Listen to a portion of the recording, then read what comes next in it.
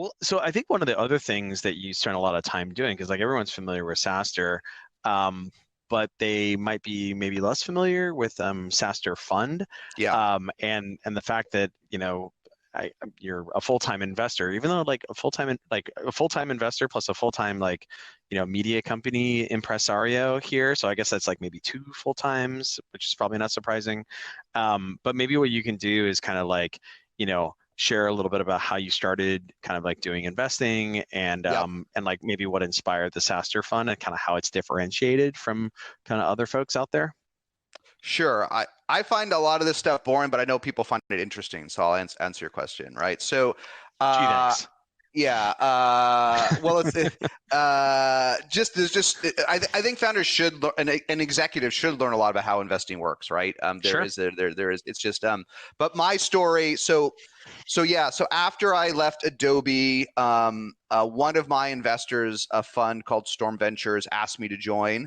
I went there. I worked there for 2 years, and it was a great opportunity to really learn to invest. And it went pretty well. So my first investment was Pipedrive, that ended up selling for 1.5 Nice. billion. Yeah.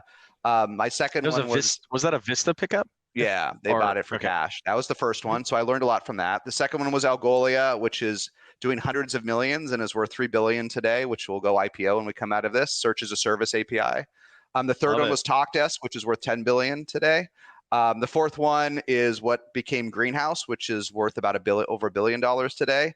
The fifth one was SalesLoft, which, as you know, sold for well over $2 billion last year, right? So I was kind of 5 for 5 in the beginning, and had a few other pretty good ones too. I actually you didn't know back then that they would be so good, but those ended up on the aggregate being fairly insane outcomes. Yeah. And then in 2016, I kind of struck out on my own for a variety of reasons.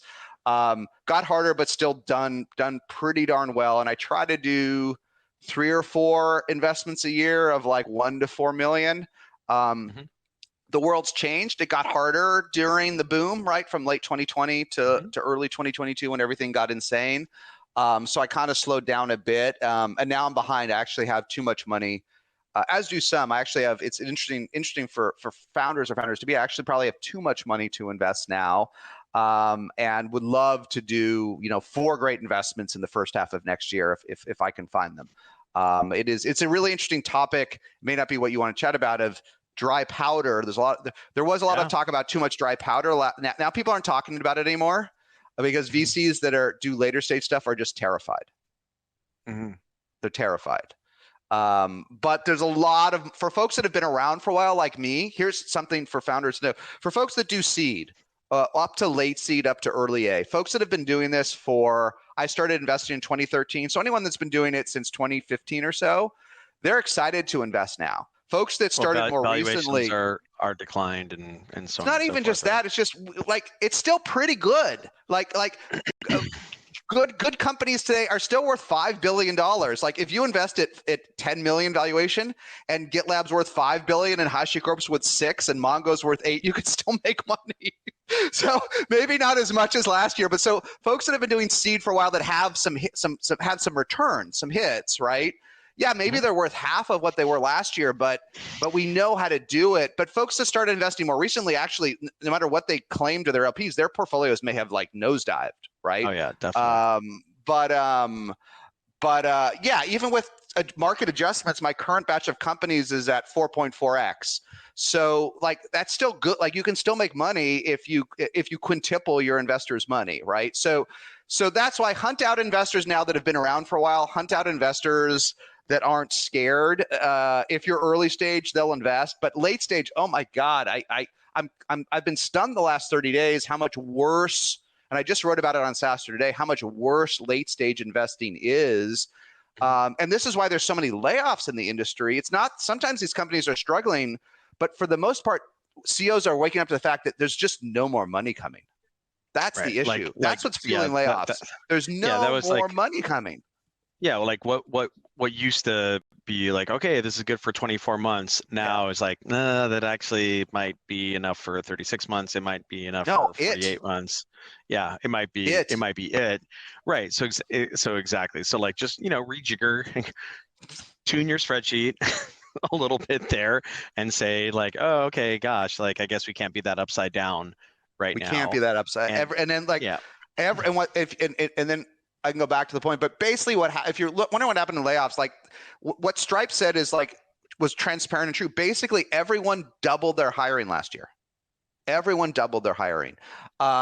And so best case, they're freezing hiring now because they don't need twice as many people today. And capital was so cheap and there was just so much capital that every VP was like, well, they hit this crazy plan. I need 100 more reps. I need a $100 million marketing budget. I need 1,000 CSMs. And yeah, when capital seemed to be infinite, you just gave it to them.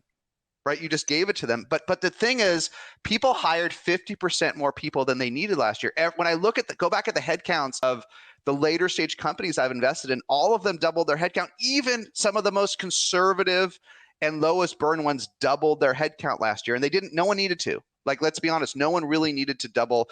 You do need to grow your sales team to meet your plan, but we didn't really need to double our headcount. It was too fast. It wasn't just the money. It would have been fine if we raised all the money and left it in the bank, right? But we didn't, right? We just doubled. We doubled the headcount, I think the problem is paid people a lot more. And we paid people a lot more. There's a lot of inflation, especially in sales. Yeah, I think that like here's the thing. I think one of the things I've come to realize is like it's funny, like there's like microeconomic actors, like, you know, people walking down the street making a decision as to whether or not they're like, you know, going to buy a hot dog or not. And then there's like macroeconomic actors, which is like Jerome Powell or whatever. And then there's kind of like medium economic actors, which is like startup founders and what have you. And you know, I think the thing there is like everyone's got a boss, right? And I talk with my investors about this a lot, where like you raise this money not to just like have it sit in the bank because your investors, you know, like the deal there was to deploy that to then turn it into ARR growth such that it could go to the next markup, you know, such that it could impact their IRR, which is exactly what the LPs want, and so on and so forth. So I think you'd have to have had pretty strong intestinal fortitude to essentially make a trade like that and say, hey, I'm going to raise a bunch of money in this, in, you know, these frothy times, and I'm literally going to sit on it, Warren Buffett style, and then wait to deploy it later on. Well, you're right. I think that was like pretty. Some did. Some if did. You did it. Some did. I mean, high five to you, man. Like God bless. But like those were probably pretty spicy board meetings while you were sitting there, like, you know, sitting on your cash pile. You know, they were spicy. I mean, I've got one I know that's actually really accelerated in the back half of this year that's sitting on 100 months of capital when I just got right there. They're still burning almost nothing. Some did. Awesome. And typically that happened when a company really didn't need $1 and someone just offered to pay an insane price and the culture didn't change. I think your point though is really important, which is part of the overhang is you're right, is that, you know, at peak 2021, investors just told you to spend it all. Now, as founders, it's your job to do the right thing. Like but literally the messages you got, to say they're 180 degrees from today would be an understatement. Like, I don't know what's more than 180 from like it's like in the upside down, inside out. And you go to a board meeting now, and like no one really cares if you grow, as long as you don't need any more money. But the advice was horrific at the time that folks got last year. Like, horrific advice was, no matter how fast you were growing, it wasn't fast enough, spend more. And in all fairness, the public markets were reflective of that, right? The public markets only cared about growth, so VCs only did. But really, many of the best VCs did not give that advice. I did not give that advice. I didn't tell anyone to spend any more money. I told people the opposite last year. I'm like, this is as good as it will ever be in your lifetime. But yes, VCs are to blame for things today, but maybe not always for the knee-jerk versions you hear on Twitter. It's that toxic advice they have to be held responsible for. That toxic advice to spend it all. Yeah, but I mean, like I'm not here to like, you know, be an apologist for venture investors, because like, you know, Lord knows they don't need it, but you know, their LPs were expecting the same sort of thing, right? And the same. No. If you really want to get into the atomic piece, yes, LPs did fuel it, but LPs don't care whether you deploy how much the company burns or anything, right? They just want strong, reliable returns. LPs are not really to blame for anything. And the markup activity you described is the one thing where LPs were to blame. Historically, in my investing career, LPs were always skeptical of markups. They always looked, and many funds historically in the old days didn't even do markups, right? And then markups became institutionalized. And what happened? But LPs were always be like, whatever. I remember when I raised my first own fund back in 2016, the LPs literally didn't care about anything. Like, it doesn't matter. I'm betting on the future, right? Markups don't matter. Companies go up and down. Companies raise at 100 or 200 and then fail. But then LPs last year all started to report it as is. Top LPs last year had 90% average IRR. So they got drunk on this too, and they fueled it, and they took this stuff seriously. But no, VCs do play to their own investors, but their own investors are one layer less in the weeds, right? They're less in the weeds.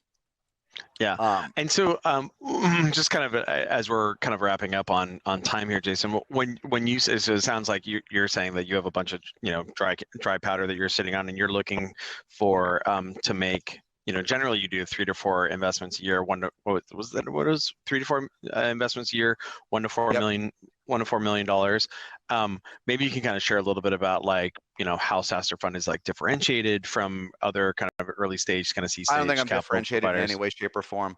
The only thing that's differentiated is, tell me what you really think. Is that you get me for better or worse, right? That's the only thing that's differentiated is me. I don't think that firms are differentiated that much. A little bit. Look, I mean, SaaStr is a decent brand even today, right? And that can help with recruiting, like people do like SaaStr, right? So it certainly does help to be, look, having Sequoia or Excel on your cap table helps, and whether it should or shouldn't, having SaaStr certainly helps with recruiting executives. It is a good indicator, and founders should seek that out. Like, at the margin, pick a brand, because each time you raise capital, you only get so much for that, but do the best you can with that slice. But the honest answer is, beyond a brand, you get me, and that's about it, right? And I have pros and cons. So you should. I only invest in founders that really, really want me.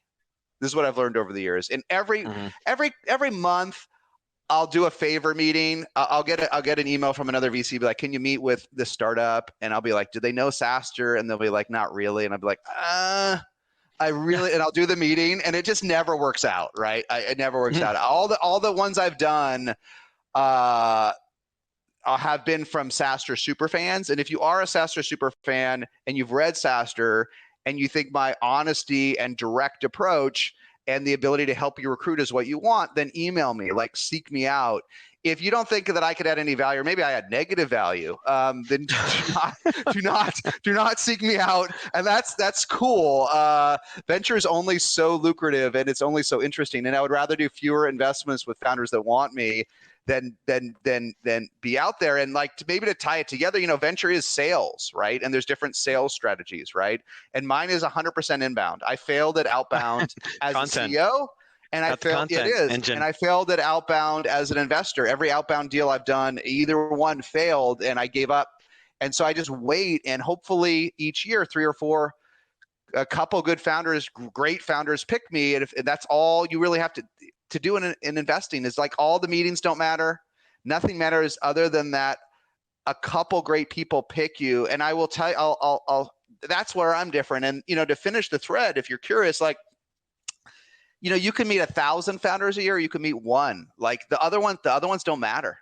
It's not a volume game. It's not. Tiger Global made it look like it. They had a good play, but really the great ones, you know in 20 minutes. In fact, you often know before you meet them.